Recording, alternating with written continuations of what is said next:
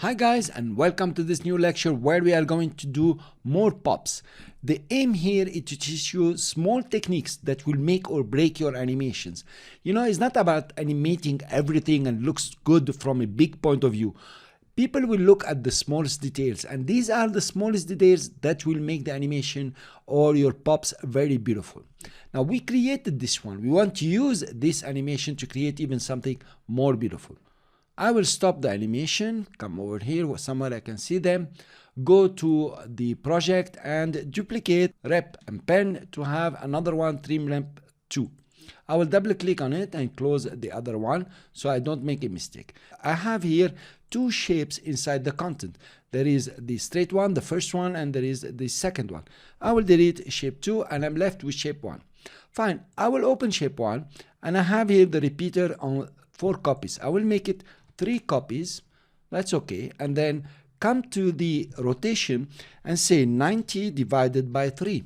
Make sense to you? So I have 3 of them. Now I need to move them this way. Well, if I want to move them, I can use the small trick of -1 in the offset. So actually the main one will be the center one. Use this method, it's very important. The alternative to this is to come to your transform and start rotating and doing a lot of stories, which are really not necessary. Just make this one the center one. Now, that's beautiful, not bad. I will take another repeater and put it inside the contents. So I will take in contents, take the repeater and add another repeater. So I have 2 repeaters here. I will come to the second repeater. Let's press enter and call it repeater 2. Or let's go 2 like this to make a difference. When we open the shape here, we don't confuse with this repeater 1. I will come to repeater 2 and say, okay, I want 4 copies now. And I want to come to transform to repeater 2, of course, cancel the position, put 0. And in the rotation, I want to rotate it 360, full rotation divided by 4. So I have actually 4 of them. Well, that didn't work very nice because the repeater 1 here is doing 3 repeats and they becoming all equal. It's like I've done 1 repeater. I will go back to repeater 1 and come to repeater 1. And instead of 30 degrees, let me make it 15 degrees. Now notice it has become much nicer.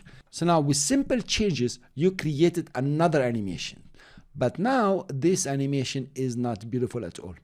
You notice here the 3 bars are just equal distance, and using the repeaters there is little I can do because it's going to repeat this one here and this one here. There is another method I want to show you. Let's come to shape 1, path 1 and come to the repeater 1 and delete the repeater.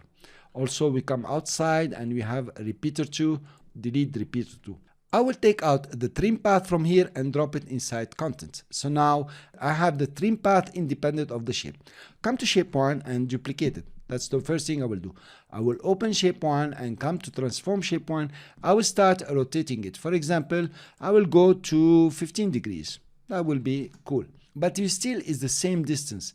Now, there is a way to go through that and is to change the path from the shape 2. I will come to path here and I will hold the path and just try to make it small.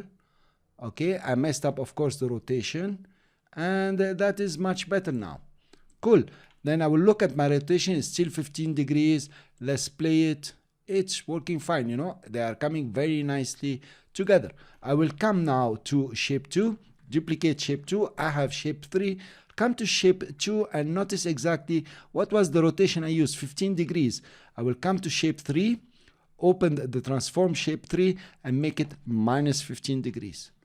Now, if we open, we have a much more elegant pop where they are not really coming just in line. So it's a real pop now. You notice? Very beautiful. Cool. So I have shape 1, shape 2 and trim path 1. I want to add the repeater. There are several choices that you can do here. You can come to contents, open and add a group. Rename this group, says 3 lines. Okay, something like this. And then I will take all of them and drop them in 3 lines. 3 lines is empty. And then take the trim path and put it in 3 lines. Cool, that's very nice. So now we have one shape, is not repeated within the content. That gives me the 3 line. I will come to content and add a repeater. Now the repeater here, I will make it 4 copies. Come to the transform repeater, remove the position, put it at 0. come to the rotation and make it a 45 degrees. And let's see what we have. Okay, the 45 degrees was not correct. Let's do like this. Let's say 360 divided by 4.